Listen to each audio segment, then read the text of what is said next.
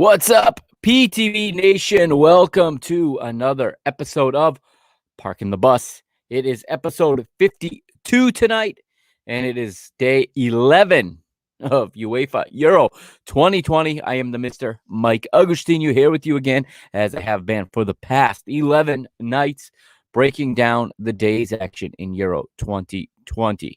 Now, hope everyone's doing well today. I think we had a fantastic day of football, and Fade My Plays is here. We're gonna bring him on in just a second, and we're gonna break down today's action. 4 good matches, really. 4 stories to tell today, and we got tomorrow. We're lucky. We only got 2 matches tomorrow, so UEFA is being friendly to us this time around with 4 matches one day, 2 matches the next, and not stretching these final days of the group stage out. But let's bring in Fade My Plays right now. What's up, brother? How's it going? What's going on? What's going on? How you doing? Doing great. How'd you enjoy the matches today? Man, what a day.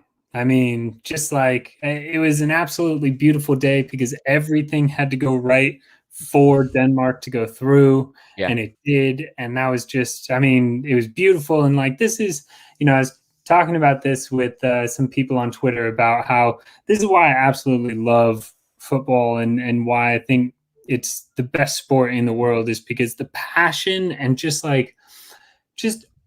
unbelievable emotion that goes into every single game. And today, I mean, watching that game in Copenhagen and just everything that had to go right did, and the fans got, what they deserved. And it was just beautiful to watch, and the emotion was all there. It was just, stunning. What a day. Yeah, no doubt. I mean, there was so many moments in this day that really will be memorable.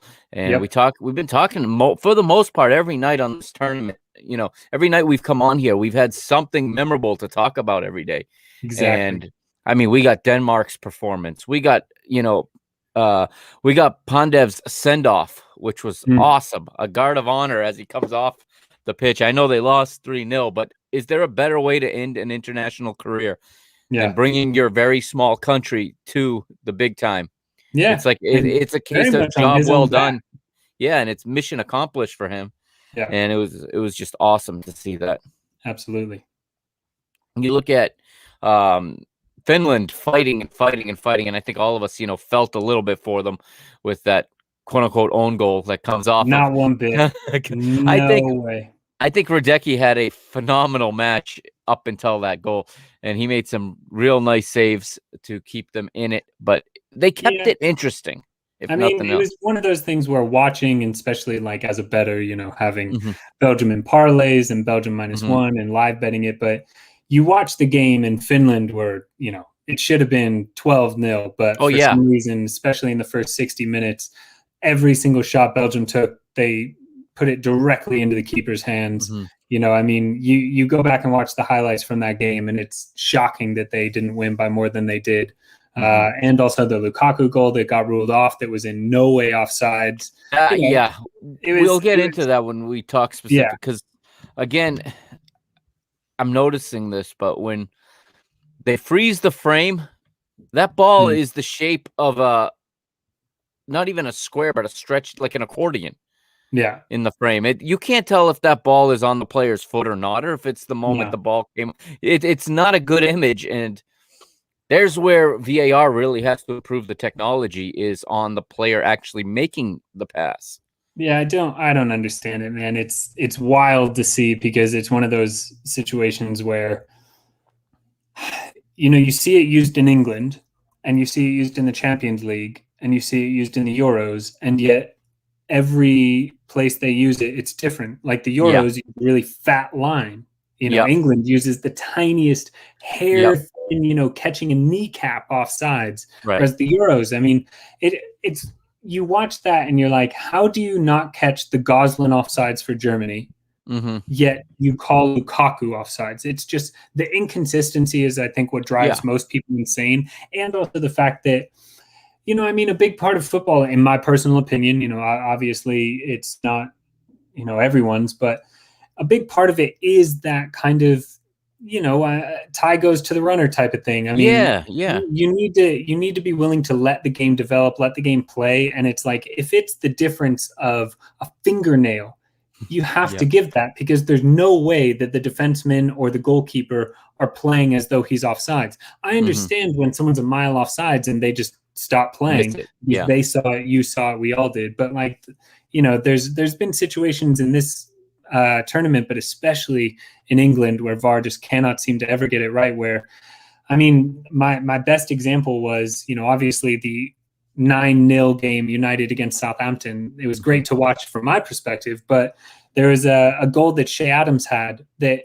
literally, I mean, it looked like the sleeve of his shirt was offsides. And even as a United fan, I'm like, just give him the goal. Like, it's obvious that he was on, and he was on enough at least. And they took it away because of, I mean, the time. And it's like, what's a player to do? His momentum carried his shirt sleeve to go ahead. I mean, the wind takes it, and that's I mean, there's just an unbelievable, like, rigid nature to which they do some things, and then other things, it's, I don't know. And that's not the way the rules were written to be interpreted either. I mean, when they came up with the offside rule, it wasn't to be dissected down to the millimeter like that. No, not at all. I mean, and it goes into the whole run of play, right? So this was a big thing that you kind of pointed out today. But just in general is when are they offside? When the ball is still touching the player's foot, when the ball is off the player's foot, like, is it in the motion of the pass, or is it once the pass has been released? There's no definitive way of doing that, because it used to be just an eye test. I see you pass the ball and he's still onside, I'm going to let it go. But now the way it's just, I genuinely think it's ruining games in a way that is, I mean, for Belgium, I know we'll talk about it, but they won the game and it didn't end up mattering. But it is one of those things where that could affect Lukaku getting the golden boot.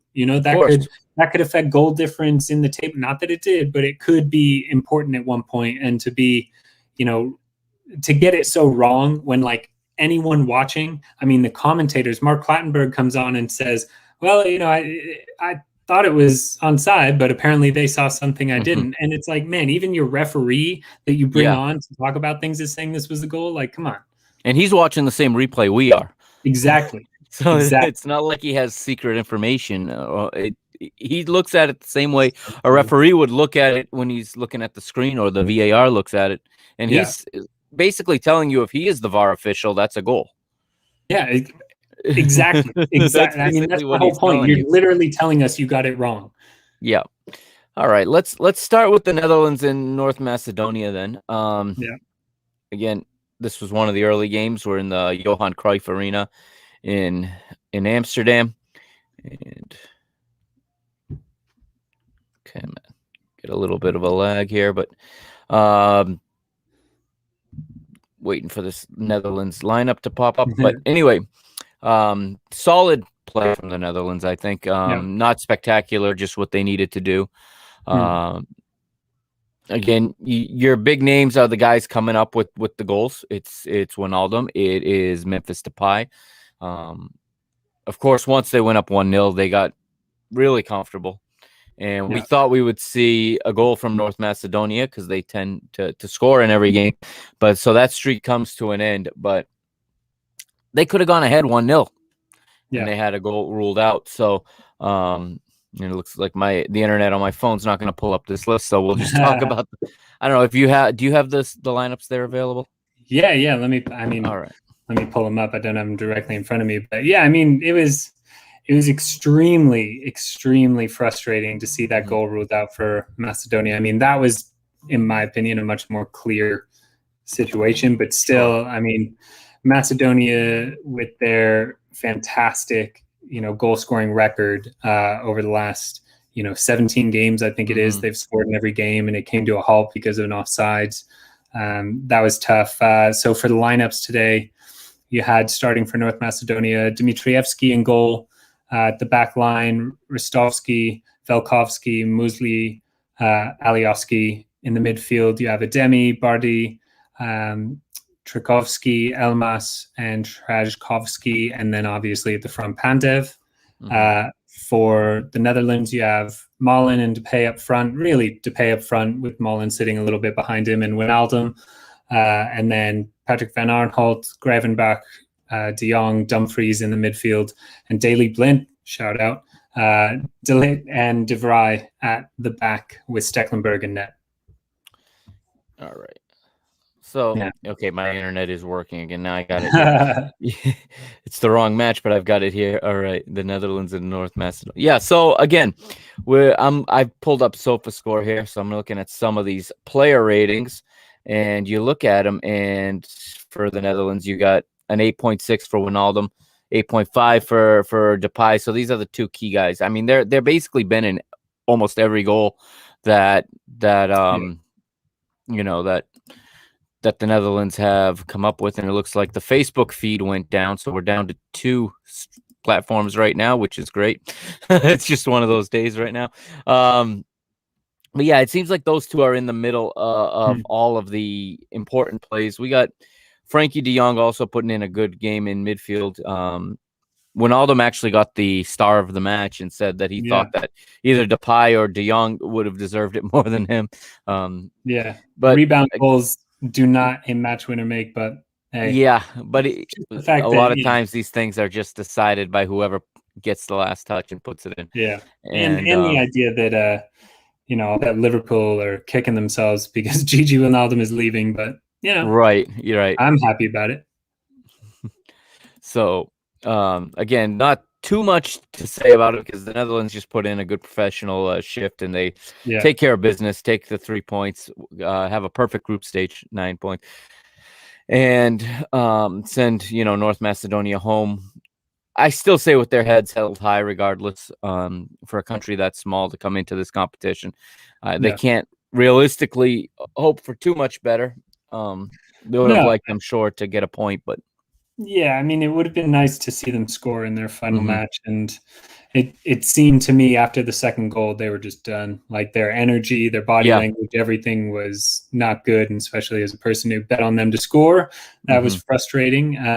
But yeah, I mean, fair play to him. I understand. I was very surprised, and we'll get to this in the Belgium game as well, but I was very surprised at the team selection for the Dutch and the Belgium being as strong as they were. The main changes for the Dutch were at the back. And I would have thought they would have had, a little bit more. And don't get me wrong, they used 4 of their 5 subs, but they played this game to win it. They didn't play this game to kind of sit back and know they were already through. And they very, very much had every intention of controlling this whole game.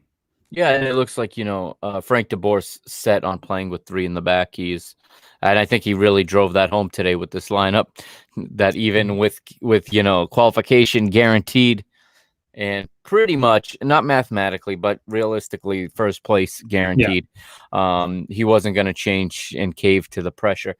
No. And we saw a strong team come out, and I think he just doesn't want to stop the momentum right now.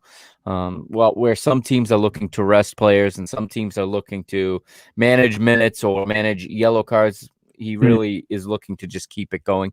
It's going to get tougher for them, though. Even though they're going to get a third-place team, they could very well get a third-place team out of Group F in the round of 16, and that's not much of a prize for finishing top of the group. So I think he really wanted to keep them sharp and keep them at the top of their game. Yeah, I 100% agree. I still think he's a trash coach, but but he makes a good call once in a while. You can't fault him. Batting 1,000, 3 games, 3 wins, friggin' 8 goals. An easy group, but fantastic performance. Yeah. And like we said, we had Goran Pandev coming off in the 68th minute, and the North Macedonia players make a guard of honor along the field as he goes through. I've never really seen that in that context before, and within the match during a substitution like that, it was almost like a testimonial, like they were sending him off. And I did hear this morning on TalkSport that they said that he may even retire from football altogether. Wow, he is 38. So. Yeah. It seems like, his it's a mission accomplished for him. He got his country to a final tournament. He captained them. He played, and there's nothing left for him to accomplish in this career, most likely. If he does play another year, it'll be interesting to see where he lands. But like you said, he's 38 years old, so I don't think anyone's beating his door down to sign him. Not any top team, at least, but I'm sure if he wants to play, he'll find a home. But this may have just been the perfect send-off for him. Yeah. Right, I completely agree. I mean, again, like I said, would have been nice for that goal, but they definitely did. They did better than a lot of people thought they would in scoring in their first 2 match days. Yeah. So let's move on to Ukraine and Austria, which you had said yesterday was a favorite to be a draw. Austria had other ideas today, which I guess they needed to. And this was, coming from the perspective of a Portugal fan, this was the most important result of the day for me, because I thought these two teams were going to have 4 points. And then, the third place team would be sitting. Right now, 4 points is a qualification. Every team on 4 points has qualified. So actually, it was quite a disappointing performance from the Ukraine, I think, here. Yeah, I mean, it was weird to watch as well, because again, like I said yesterday, I've never seen a draw be not just a favorite, but minus money. But there was, I track line movement, obviously, and there was wild line movement in the 12 hours leading up to the game. Last night, you had the Ukraine at plus 210. You had Austria at plus 275 in the draw at minus 115. Right before kickoff, the Ukraine was plus 290. Austria was plus 200, and the draw was plus 105.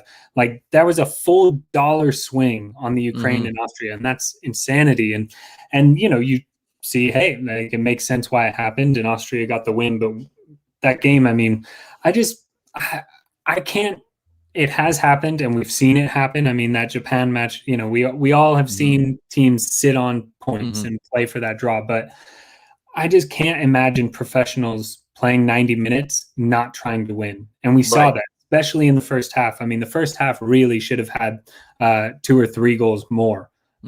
Austria came out absolutely on fire, and I thought it should have been 2-0, 3-0 before the Ukraine really woke up. And then they had, I mean, Yarmolenko had 2 absolute beautiful chances that he skied one and just missed the other. So, I mean, that game had excitement written all over it, considering it was 1-0. Yeah, and I'm watching this thinking, as Austria continues to not capitalize on their chances. They have fantastic chances, and they're missing that last piece. I'm just telling myself that usually you get punished for that type of inefficiency in front of goal. Yeah. And all it would have taken was a draw for the Ukraine. But I'll go through the lineups first. So we have the Ukraine. Hopefully I don't butcher these names too much. We got Georgy Bushkan in goal, Alexander Karavev, Ilya Zabarny, Mykola Matyenko, and Vitaly Mykolenko as the 4 in the back. You've got Shaparenko, Zinchenko, and Sidorchuk in the midfield. And then up front, Yarmolenko, the captain, Yarmachuk, and Malinovsky. So, there's some firepower in that attack. Those 3 in the front are not bad. And you would expect a goal, I think, out of one of those 3, especially once they woke up and they started going. And like you said, Yarmolenko had probably the best opportunities. Yeah. For Austria, you got Bachmann in goal. The back line was solid. Liner, Dragovic, Hinteregger, and David Alaba, with Grislich, Schleicher as double pivots in midfield behind Leimer, Sabitzer, and Baumgartner. And the striker was Arnautovic. So, again, the goal comes just after we see. Was it Grilic that had this one? I think it was Grilic.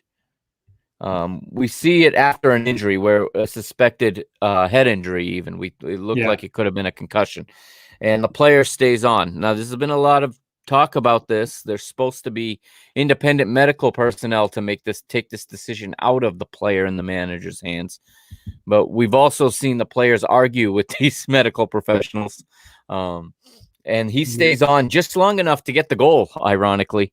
And then he starts having, headaches again or whatever, and ends up being substituted out shortly thereafter. But it's a goal off a set piece. It's a corner kick. Yeah. That falls to his foot, which tells me that should have been better defending from the Ukraine on that play. That they can't allow the ball to come down like that. Yeah, agreed.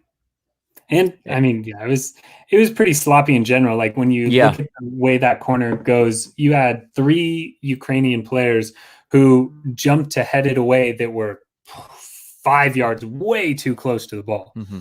I mean, it was just, it was very, very poor defending. And it was Christoph Baumgartner with the goal. That's the player that I was referring to. The assist came from David Alaba off of the corner kick. Of course, right?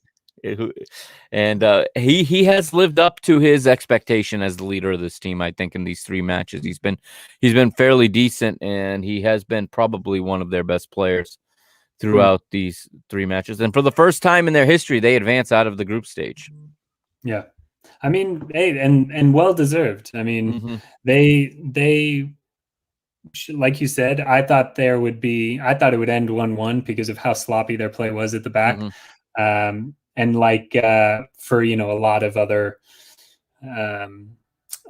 teams that we've seen that are going to be going through when they play a very strong side, I think we're going to see some absolute boat races. But they were, they controlled the whole game. They had almost 20 shots, I think. Yeah. They had so many dangerous chances, so many corners. I just think that they were the better side, and hey, they got it done. It's almost like there was a memo to play for the tie, and they never got it because Ukraine was like, "What are you guys doing? Don't you know we both advanced with the tie?" Like Ukraine had that look on their face, and they never really picked it up to the level they needed to go after that result, and you could see it. And I remember the commentator just saying in the final minutes, he's like, "There's still no sense of urgency in this Ukrainian side." Not at all. I thought the same.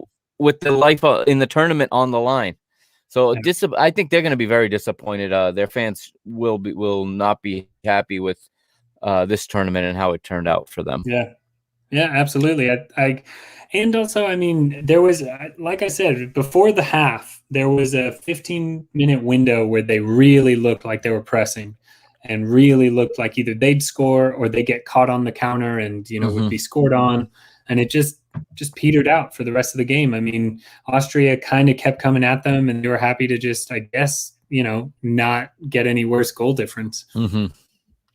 Yeah, again, and it's funny, maybe this is the time to bring this up, because once you allow some of the third place teams to advance, I think we've said this already, but goal difference all of a sudden becomes almost more important than wins and losses at this stage. Because you see teams playing to hold a 2-0 loss and not lose by any more. And of course, it's going to end up coming down to goal difference. Who gets that third place spot? Which team with 3? We know a team with 3 points is going to advance now, most likely, unless Hungary comes up with an upset and beats Germany. And in which case, it could still be Germany that gets that 3 points in advance. Yeah. So that doesn't even rule it out. But again, the goal difference is going to be so crucial, and it makes it does change the approach you take into the entire group stage, because you see teams that maybe they want to go after the draw, but it's like the older managers, the more not sophisticated, but more experienced managers are like, hold on, it's bad to lose, but it's worse to lose by 2 or worse to lose by 3.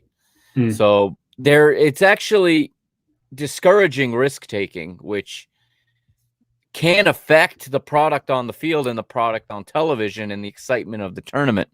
I really think that we're going to see by like 2028, if not by 2032, this is going to be expanded to 32 teams just to get rid of that third place qualification. I don't know how they can do 32, because then you're going to have teams getting absolutely slapped. You will. Exactly. It's going to turn into what the World Cup's becoming, and it seems like every tournament is just trending towards more teams. I thought this tournament was perfect at 16, and of course they want more games and they want more smaller countries to qualify.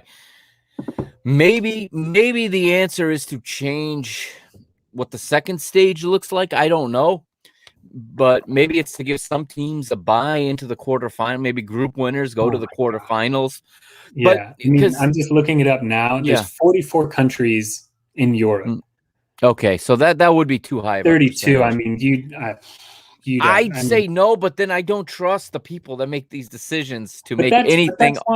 That's why there are qualifiers. That's why there are qualifiers. And the World Cup, yes, but like the opportunity is to bring the world together, and 32 out of 200 and however many countries there are in the world, that's fine to me. Mm-hmm. Whereas with the Euros, if you get past the 20 mark, I mean, damn, like that's, like it's already, pretty intense this year. But if it even came close to 30 teams, it'd just be like, there'd be match days where you'd have lines of like, Belgium -6 and nobody wants to see that.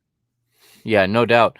I don't know. I think I have a distrust of all of the governing bodies, and they see everything in dollars or in euros and look at eyeballs. And like when they expanded the World Cup to 48 teams, it's to get the Chinas and the Indias closer to getting in there and getting those millions of eyeballs on the product.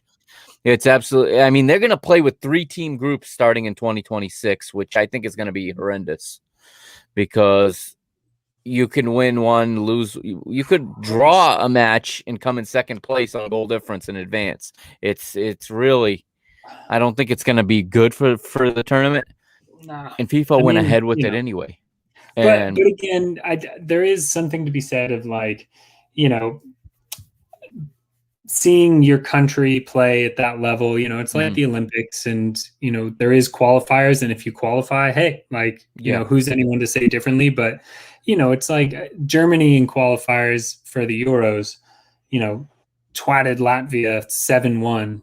Yeah, they scored 5 in the first half, full rotated squad. It's like, come on, man, that's it's there's like already playing a fucking NFL team against a high school team. Yeah, you got the San Marinos and the Gibraltars in there too that everyone wants to draw in their group so they can have 6 easy points. But exactly. I'm interested to see what UEFA is going to do with this in the next decade or so. Yeah. Because there's a lot of complaints about third place teams advancing because, of course, it's kind of, you can almost back into. And Portugal was an example of that. They backed into third place 4 years ago. They look like they're trying to do that again. And a lot of times it looks like the third place finishers are getting a better deal than the second place finishers. And I mean, it is just luck, but maybe they reformat it into a seeding system or something. I like maybe the best teams. It's tough though, because like your draw is total chance. Sure. They say it is at least, but like, there may be a situation where like, the group of death, that's not good for anybody, whether you play 1, 2, or 3. Right. And then there's other, you look at, what is it, Group B, where you have Belgium, and then whoever else you play, you're not worried about. Right. So I think there's just luck of the draw, no matter, even if it was just top 2 teams, but I'm not a fan of the third team because, again, like what drives competition and what drives talent and what drives, putting in these amazing efforts is knowing like we have to win this game or we have to at least draw this game, and there is no way forward. Whereas, Portugal is like, well, if we don't lose by too much, we should be okay. Yeah. And like that and that's anti-competitive. Messes with everybody, because then the players are like, well, it's okay if we're down 1-0. Whereas if Portugal is like, we need a point or we're out, then it's not okay if we're down 1-0. It's not okay if we're at 0-0, Yeah. So yeah, I'm more into being a little bit more selective of who goes, further. But at least we get, the round of 16 is going to be awesome. There's already a few matches set. That's great. Yeah, it is, and I think the tournament starts for real in the round of 16. Yeah, because of course. Like you said, there's some teams here that are here for the experience right now, and they're all going to be going home, and the easy games for the most part go away once the round of 16. There is 16 solid teams to make a real strong round of 16. Maybe 12, like maybe 9 12. solid, 9 solid teams, and probably 4 teams that are going to get just curb stomped. And you know you're going to get matchups of two teams that deserve to go further, and one of them is going to go home when you get to the round of 16. There's the total possibility that England plays, France, or England plays Germany, or England plays Portugal. Right. That sucks. It's the reward again of winning the group and then getting a third place team out of the group of death. So very, very interesting. All right, let's move to we'll go to Belgium versus Finland first. Yeah. We'll finish with the feel good story. So Belgium comes out and they're playing 3-4-2-1 for Roberto Martinez.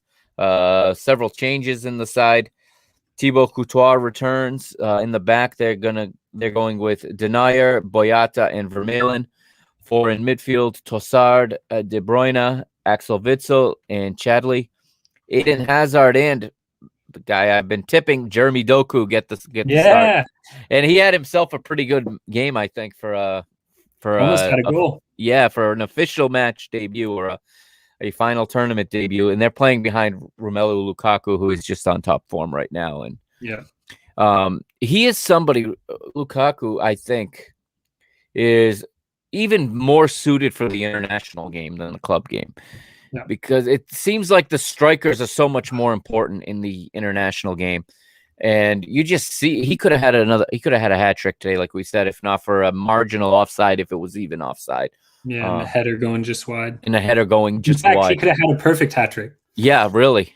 Yeah. And this Belgian team looks very, very good. They rotated the guys in the back. They added in a few new names. They gave valuable minutes to De Bruyne and Witsel. And they're ready to go. I mean, they're ready for the round of 16. You can see that. Yeah. And, this was another interesting one because in this game, other than Russia winning by margin, they had first place locked up. Russia needed to win. Okay, we lost him for a moment. Hopefully he'll be right back in here. But while we wait for him to come back, I'll read the lineup for Finland. We got Radecki in goal. We got Ratala as the right wing back. This 5-3-2 is the formation for Finland today. Juna Toivio is in the right center back position with Paulus Arajuri in the deep center back. Daniel O'Shaughnessy is the left center back, while Jere Jorneren is the left wing back. The 3 in the midfield, Tim Sparv, the captain, anchors in the holding number 6 position, as Robin Lod plays down the right and Glenn Kamara to his left. The 2 forwards are Timu Puki and John Paulo, as Fades is on his way back in. I can see him. And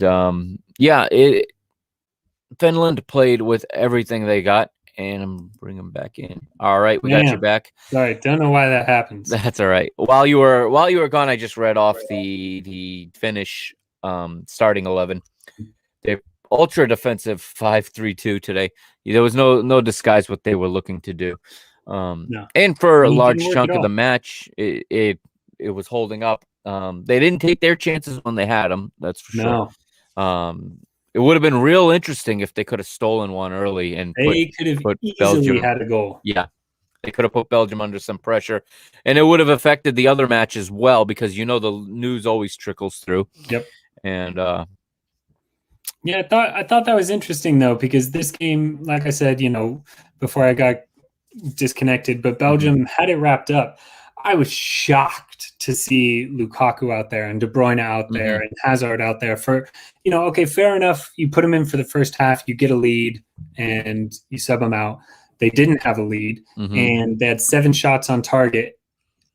Other than the 2 goals, every freaking one of them was directly at the keeper. It was it's so frustrating to watch. But the fact that Lukaku played till 80 minutes, Eden Hazard played till 80 minutes, Kevin De Bruyne did as well. I was just I was surprised they weren't resting people more than they were, but they too wanted to have a perfect start to the campaign. And I get it, I do. And I don't think this is true, but a part of me just thinks that they were hell bent on winning that match for Denmark. Yeah, possibly. They they have a couple of players in the squad who have played with him on the club level. Obviously, Lukaku this year, and they all know him because most of them have played in the EPL. So Christian Eriksen's a stalwart there. But it's just like there was such like after 65 minutes, especially once the goal was disallowed. There was such like intensity and fire to which they came at that game, and it just made me think, maybe they hear that Denmark was up 2-0 before the penalty. Maybe just they're like, hey, we need to do this for our boy. I don't know. It's that's very not plausible. true, but I think it's in the back of their mind, especially for someone like Lukaku, who is very close to Christian Eriksen. Yeah. He so much so that when he scored, on the day that happened, he ran over to the camera to tell him he loved him, and that he was playing for him, even though they're in the same group, which is remarkable to even think like that, and just shows how deep the bond is of these guys that share a locker room. I absolutely believe that certain players had that in their mind, no doubt. Even if the plan wasn't necessarily that way, as the match played out, it was almost like we got to do the right thing and help Denmark. If they do their part, we'll do ours, and they'll advance. And Lukaku, he's a golden boot contender here, because I think Belgium had potential to go all the way to the final, and if they keep advancing, he's going to keep scoring. So we could very easily see him with 5 or 6 goals by the time this tournament's over if Belgium continue to advance. He had that goal disallowed, and then you get the own goal, which comes in the 74th minute. The header from Vermaelen off the post. Radecki can't react in time, and he actually ricochets it into the goal off of the post. And then it didn't take long. It was 6 minutes later, Lukaku made it 2-0 from Kevin De Bruyne.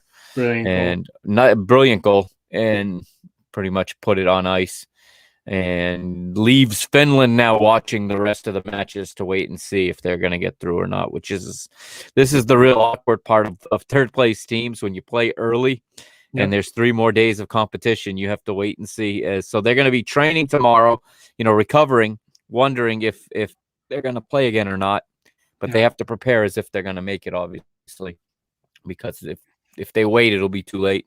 But again, because this is the lens I always look at this through, this was brilliant for Portugal, because it puts Finland at a -2 goal difference, which is now a 3 goal difference from where we're at, and Ukraine is at -1, so it puts a little cushion. And I was nervous for that reason. I had both matches up. I had this one on the big screen. I had the other one in the alternative, or the alternate. You can't. So that was kind of cool, because I wasn't paying as close attention to it, but I had that up. So it's cool. They got it focused on one player from each team, and then you got the tactical cam from above, and you got the live feed. So, but again, just a workmanlike professional performance from Belgium. It looks like you said, I think some players really wanted to help Denmark, and I think from Roberto Martinez's standpoint and from the rest of the team, it's, if nothing else, it's to it really means something to go 3-0 in the group stage to them. I think they're keeping their team at a high level, keeping them fit. Will they pay for the extra minutes logged? We'll find out. If you get into a knockout match in they're on a collision course with Italy in the quarterfinals, if I'm not mistaken. And when you get into extra time, that's when this 90 minutes that De Bruyne put in today may affect him when you get to 110, 115, or even when you step up to take a penalty in a shootout. Who knows? So they did take a little bit of a risk, but I think it meant something to them to not just win the group, but to go through perfect with a 100% record. Yeah, 100%. I think also there's something to be said with, there's so much pressure on them because they are considered the UEFA world number 1. And so anything less than perfect is, people would say things. I mean, they already are saying they're Mhm. past their prime and blah, blah, Mhm. blah. So I think, it's one of those things where they too wanted to be like, hey, we still have a hell of a team. Yeah, and it's a generation we've known about since they were teenagers, really. So Yep. they call them the golden generation, and there's been this pressure on them since they were kids, basically, to be the team that brings a trophy to Belgium. And they've gotten close, but they haven't lived up to it yet. They got a third place at the World Cup. That's the best they've done, and they are hitting. They're all on the cusp of 30 there, and there is a sense of it's now or never for them. They'll get another chance in 2022, but that's probably absolutely the last chance. But Right. I mean, no way. No way. Mhm. France Right. will be too good. Right. England will be too good. So they really are in a window here where they really, it is a now or never kind of feeling. Yeah. And I think they feel like if they take a game off, they're gonna, that you can drop in form, and next thing you know, you could be going home in the quarterfinals again, like 4 years ago, unexpectedly. Yep. Okay, so the final match of the day, well, it was going on simultaneously, but the last one we'll talk about is the feel-good story. It's Russia versus Denmark. So we're in Copenhagen for this one. Denmark playing in a 3-4-2-1.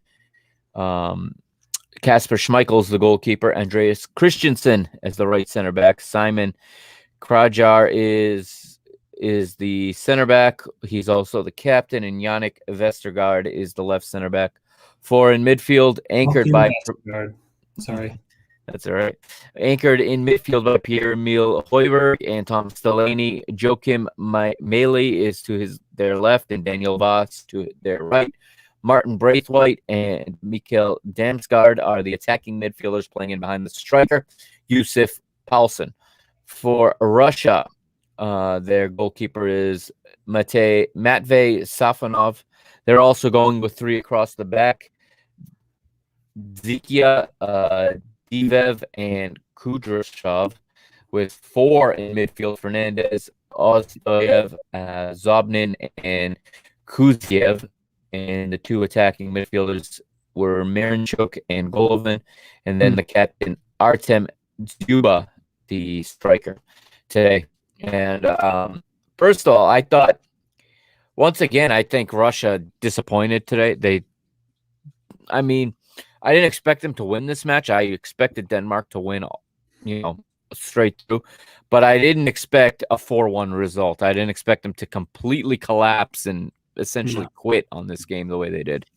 Well, I mean, yes and no. I think if you just, without all the storyline, this is what I said yesterday, is like all the storylines are set up for a big Danish performance. I mean, last game in Copenhagen, they haven't won any games yet. They have 0 points. Christian Eriksen, in front of their home fans, they can actually go through if they win by enough. It was all there. But also, if you took all of that away and on a neutral field played the Danish best 11 versus the Russian best 11, the Danes would win 7-8 out of 10 times.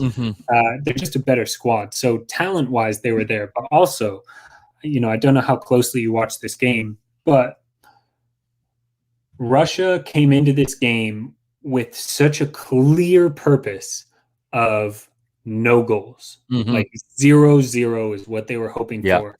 And these pieces of shit, and I'm sorry, like, I have to say, I apologize to Russian fans, but they should be embarrassed. They were wasting time from kickoff. Every throw-in, every free kick, every, pseudo injury. They took as much time as they possibly could. In the first 24 minutes of the game, there was only 17 minutes of actual play. Like, in 24 minutes, there was 6 or 7 minutes of just dead ball time, which is insane that they're doing that in not only the first half, but from the second that the game started. And I just thought that was such a cowardly way to play. I thought that was such a slap in the face to Denmark that they're not even trying to give them a game. And thank God for that absolute beautiful strike to open it up, because then Russia had to actually play. And that's when they were exposed as a lesser team. That's when they were exposed as the second best team in the game. And I'm glad it went the way it did, not only, because of my bets and all that, but especially for the Danish people, for the Danish team, for Christian Eriksen. It was just like Russia did their best to stop any chance of this being a game, and Denmark It was said, anti-football. It's what it was. It was the absolute it was the epitome worst, of it. most cowardly thing you Mhm. can do on a football pitch. Yeah. To play for 0-0, not even attacking. Not even trying. There was no, and like you said, the time wasting starts right at the beginning, and every attempt possible to stop any type of build up, any type of rhythm in the game. They had, they had the one shot that Kasper Schmeichel saved that was very, very nervy as a, Danish backer. They countered a few times, but I think that was another thing that you saw in the Danes, is that the Danes were throwing everyone forward and had all the possession and all that.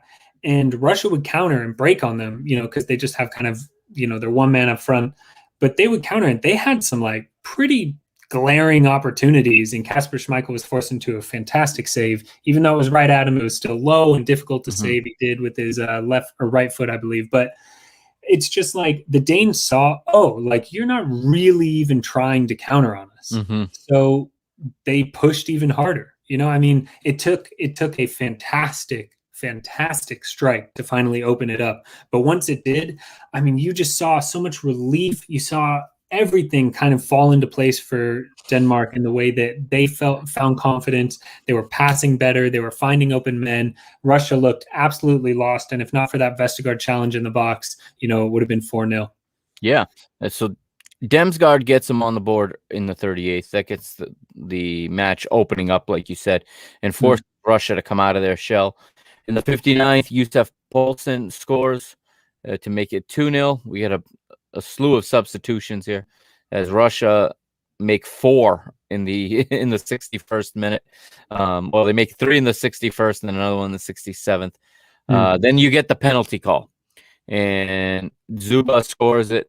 It's 2-1, and for about 5 minutes there, 10 minutes at most, Russia's got this belief that they're going to get a second one.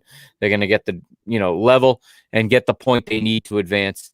And I was sweating it then, because all of a sudden, it looks like they're going to come back into it. But then Andreas Christensen with an absolute rocket makes it 3-1 in the 79th.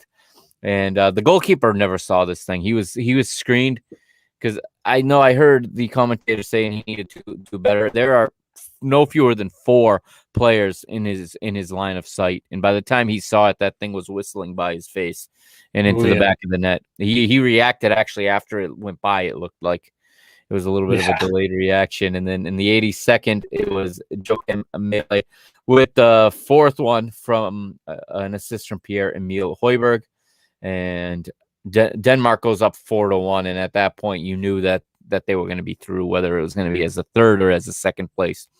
That depended on the other match.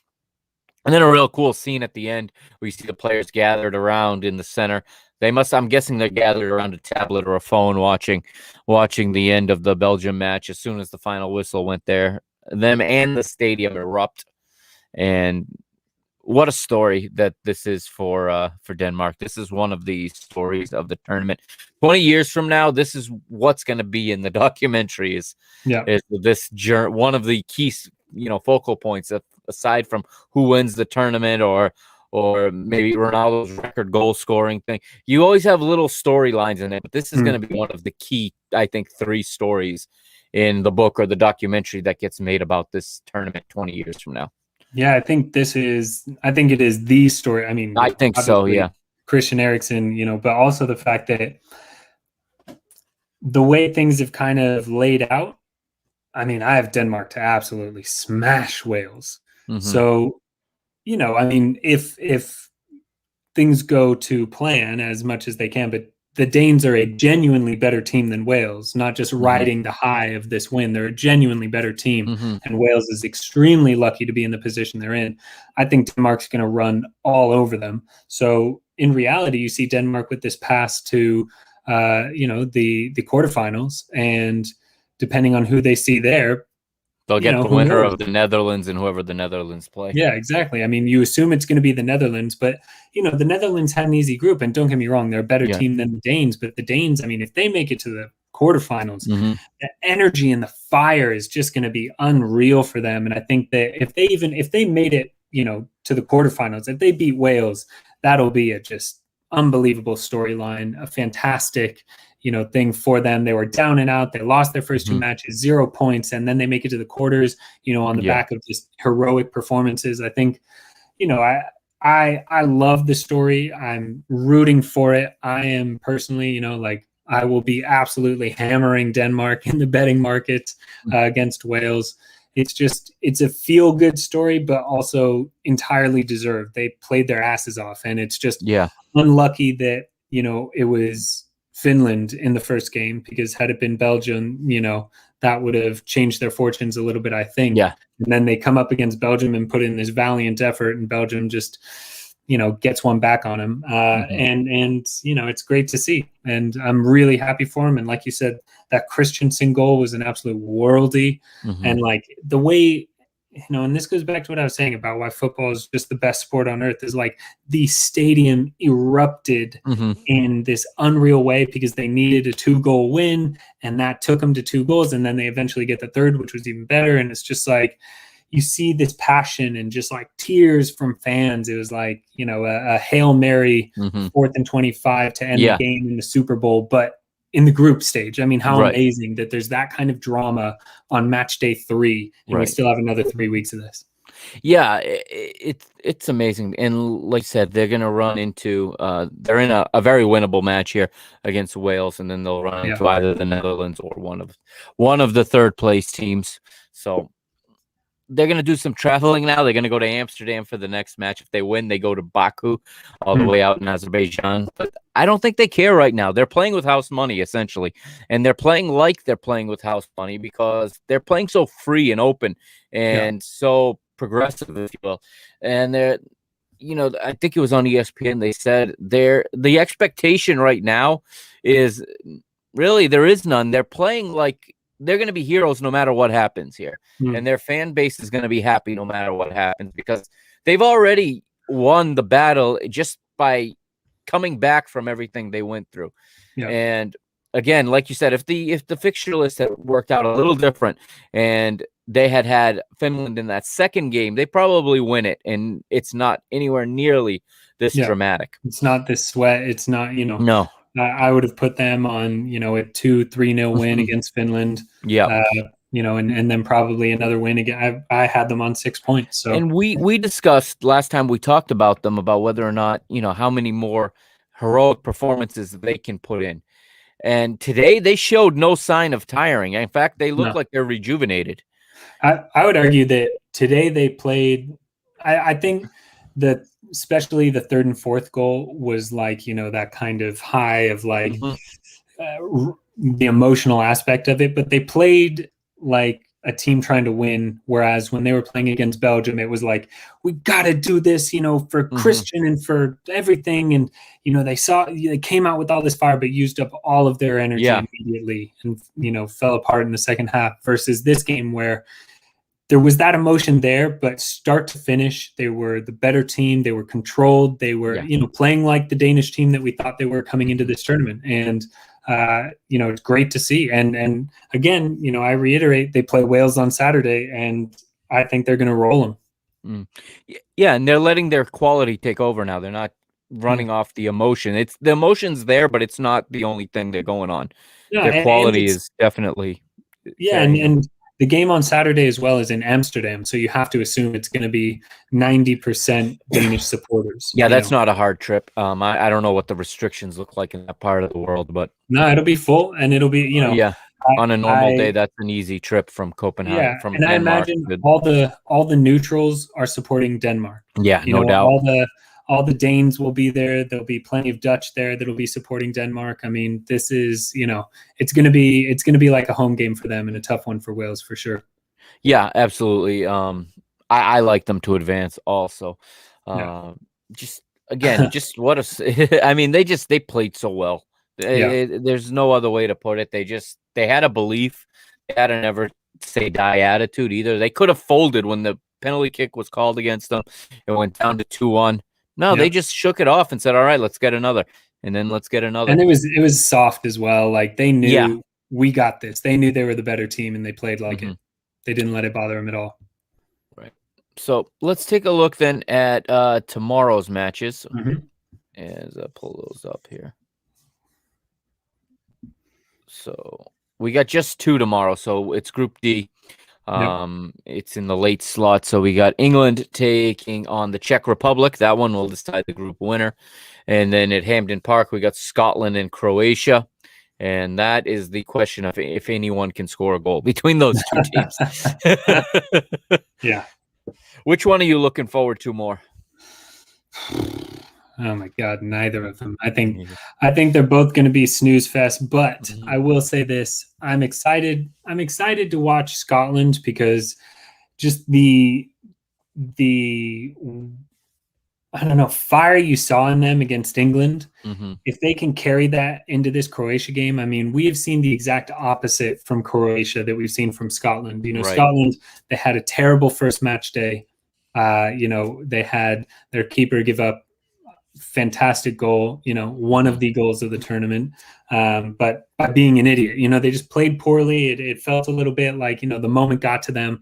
But then against England, they played hard. They played heavy defense. They should have had a goal. You know, I mean, they played like a team that was fighting to get something out of it. And I think they'll do that to Croatia. Whereas Croatia, both in match day 1 and 2, it was uninspired. It was slow. It was lazy. I just don't know what they have to play for, really. It doesn't seem like they will be putting in too much of an effort. So, you know, I'll be watching that game much more than I care to watch England and the Czech Republic. If, you know, I will be completely staying away from the England game betting wise because, you know, you never know with England. You never know. Exactly. But yeah, I mean, the Czech Republic, they're playing with house money. They're through. And like for the most part, unless they get beat 4-0 and, you know, Scotland or Croatia win 3-0. But I just don't see England getting a big win here. They haven't looked good. They look terrible against Croatia. They look terrible against Scotland. So, you know, we'll see what happens. But both games to me feel very low scoring. Not to say that makes for a bad match to watch. Again, like I said, I think Scotland will be exciting to watch. But England and the Czech Republic, I can see England being the kind of team that doesn't play all their starters, and the Czech Republic, you know, just sitting back and holding on, being, you know, very much of the attitude that we just don't want to lose by 4. Yeah, and I think England have been very much in like a preseason mode in this group stage, sort of like almost taken for granted. They have advanced, but almost just assuming they would advance and not really coming out to accomplish anything in this group stage, just to try the different rotations and try the different lineups. And both England and Scotland got bad news today. So Billy Gilmore is out. He tested positive for COVID-19 in the Scotland camp. And ironically, the only 2 people he's had close contact with are England players. I don't know how they're going to explain that one because I'm sure he has a roommate. But anyway, it's Ben Chilwell and it is Mason Mount. So Mason Mount and Ben Chilwell are in isolation right now. Look, maybe we'll see fucking Jadon Sancho. Maybe that's what it takes to see Jadon Sancho and Jude Bellingham, right? But so I don't think that's going to derail Scotland in any way. I mean, he had a real good game against England. He was pretty pivotal there in the center of midfield. But for England, Mason Mount is a key guy. I mean, when he is you know, on his game. But Chilwell, we haven't seen him yet. I thought we were going to see him in this game because Southgate seems to be rotating his outside backs and just playing different ones every match. But he may have lost his opportunity to play. We don't know yet. Southgate said that they'll have conversations and investigations. He hasn't scratched them from the lineup tomorrow because I'm assuming if they test negative, they can play. So interestingly enough, I think what caught this was there was a picture taken of the 3 of them kind of arm in arm in the tunnel, and that's what got these 2 guys on the list with Gilmore. But I mean, it wouldn't surprise me if he benched him anyway, because who the hell knows what Gareth Southgate's doing. He is a mystery unlike any other. It's unbelievable. Yeah, he is one of the stories of this tournament too, just trying to figure out what's going on in that man's brain. Yeah. All right. So now that we have some teams that have advanced, okay, so we now have some results in the Parking the Bus Pick'em Challenge. I'm going to put that up on the screen now so we can see who the leaders are. Ooh, there we Because go. now we have a few teams that have advanced. Let me share the screen real quick. And so there we have, and somehow my wife is leading the table right now, so everyone should be killing it. embarrassed. Hey, So everyone yeah, should I'm be on there. embarrassed I'm right on now. there, only 2 points away. Yeah, there you are. And there's JMP right there. A lot of people with 10 points. The majority of people have load 10 of us points. on 10. Shit. I'm way down here because I took a couple teams that are going home. Who did you take? I'm trying to remember now. I have Scotland advancing, and I don't think that's going to happen, but that wouldn't be factored in yet. Yeah, I get a little too how do you say? I get a little bit too romantic with these things, and sometimes it is it's not to my benefit. I'm in last place in the fantasy league I'm playing in because I picked all these potential players. I had Chiesa as my captain on day one. He didn't even play, so yeah, it's just that got derailed real quick. And there's one of the guys at the top of the table there. Yeah, James is whoop whoop. So that's gonna get fun now as teams go and start getting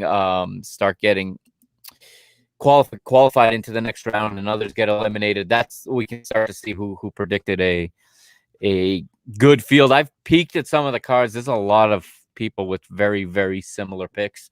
So it could come down to a quarterfinal here or around a 16 there. Yep. A lot of people have the same 4 at the end or have, between 6 teams in the last 4. So, but it was just something I thought would be fun to throw on here and give something to interact with people about. Yeah. And it's always fun to see. It's going to be an interesting watch. I will tell you that right now. I think there's going to be an upset or two. Yeah. I think we're going to see something wild happen, but I had Wales on 0 points, so I'm amazed. Yeah, I think I had them going out also, and I think I had Turkey advancing, and they both did. The Ukraine going through second. I just trash. But I will say this: I feel bad for Austria because they're going to get just rut-row. Yeah, they're going to be in over their head just a little bit. James says he's liking Netherlands' futures more and more. They're going deep. They're going deep. Yeah, I had them going to the semis just because of their path, man. It's so easy.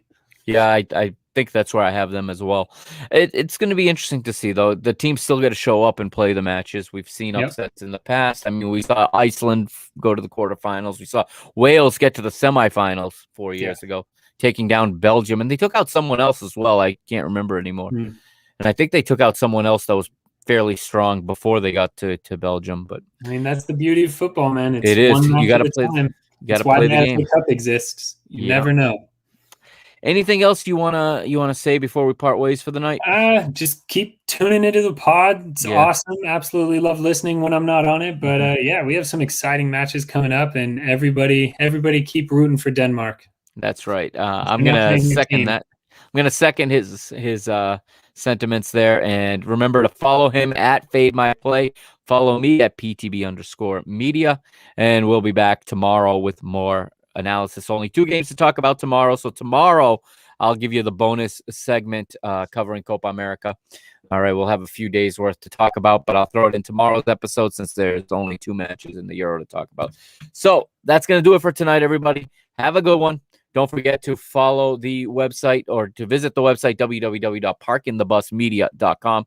All the episodes are there in a playlist format. You can scroll through them and just catch up, and we'll see you tomorrow night. Good night, everybody.